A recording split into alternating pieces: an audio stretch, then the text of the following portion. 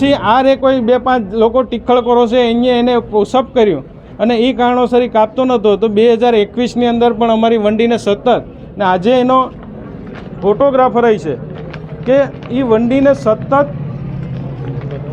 નડતરરૂપ આ વડલો બરાબર એ 2021માં અમે કટિંગ કર્યો હતો. પોલીસ પાર્ટીને ફરિયાદ આપી અને વારંવાર એની ઉપર અમે 3 ફરિયાદો કરી. પોલીસ પાર્ટી આવી અને એ જ્યારે કોઈ અમે ડાળ કટિંગ કરવા જાય બુંડી ગાળો બોલે, પથરા છૂટાઈની બાજુથી મારે છે.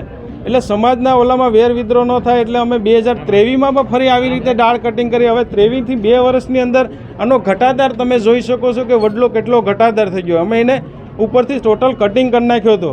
હવે એનું થડ છે, આજે અમારી આ કમ્પાઉન્ડ વોલ છે એને પ્રેશર કરે છે, એ દિવાલે નુકસાન થાય, ધીરે ધીરે આ ભવનનું જે છે એ દિવાલને નુકસાન કરશે. એટલે કાયમી નિરાકરણ માટે અમે રસ્તા દબાણ ખુલ્લા સાથે વડલાની માગણી કરી છે કે વડલો કટિંગ. અને આ બાબતે અમે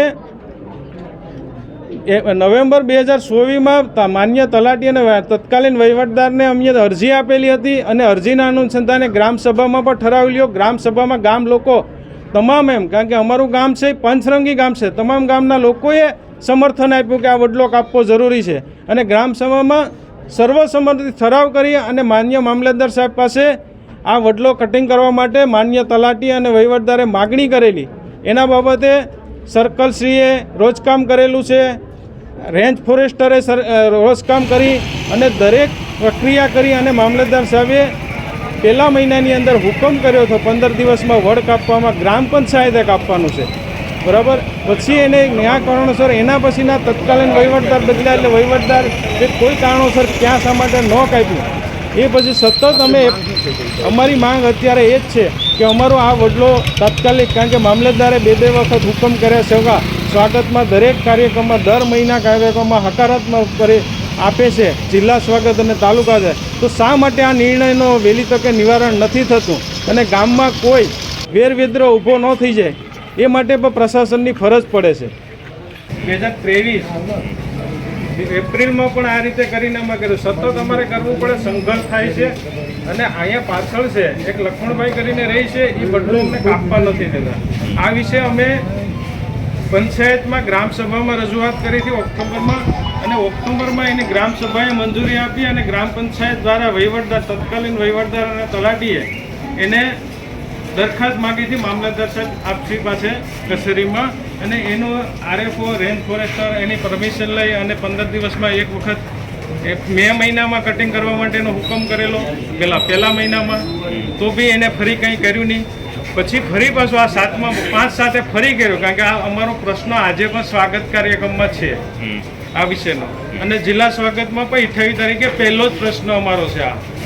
આ બાબતે ગત જિલ્લા સ્વાગત અને તાલુકા સ્વાગતમાં રજૂ કાર્ય થયો અને એનો હુકમ કર્યો. ગત 19 તારીખે પોલીસ બંદોબસ્ત સાથે કાપવા માટે પંચાયતે મંજૂરી માંગેલી હતી, પણ માન્ય એસપી સાહેબે માન્ય કેન્દ્રીય મંત્રી શિવરાજસિંહ ચૌહાણના સોમનાથના પ્રોગ્રામને કારણે એ મુલતવી અને ફેર દરખાસ્ત કરવાનું. તો આજ સુધી અમે ફરી પ્રશ્નો રજૂ કર્યો તો માન્ય તલાટી કે કોઈએ એની દરખાસ્ત કરી છે કે કેમ, તો આજ સુધી અમને આ પ્રશ્નનું સોલ્યુશન જોઈએ છે.